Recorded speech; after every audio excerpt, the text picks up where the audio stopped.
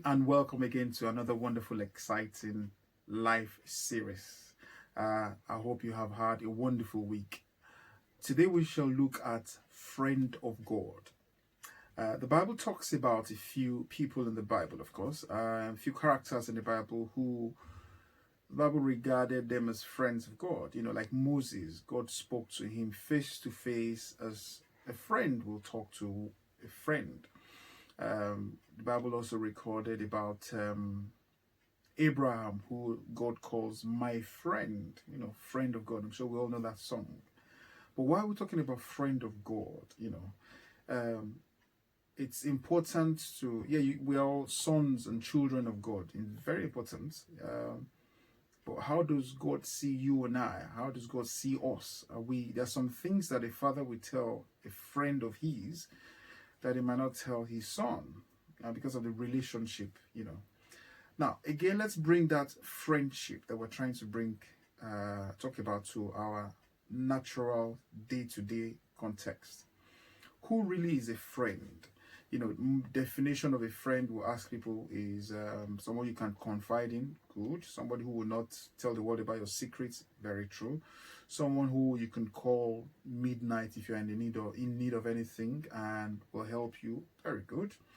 But definition of a friend doesn't end that way.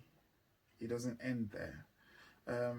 The true meaning, the real meaning of a friend is someone who you can go all the way out for to help that person without expecting anything in return.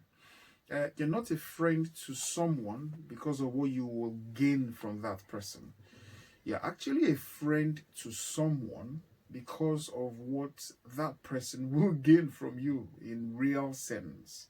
It is the ability for that person, for example, me, to go all out for that person, might get to a point of quote and unquote laying my life out for that person, in the real sense.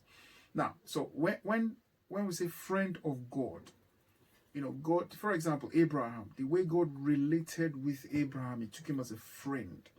Even when God was angry about the people, he could have just destroyed it. He went to look for man.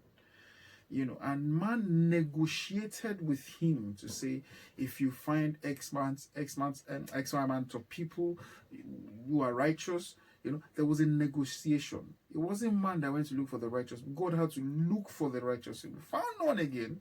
What we're bringing out is that relationship. That's the essence of why we're doing this as well. It's relationship we have with God. The relationship we have with God.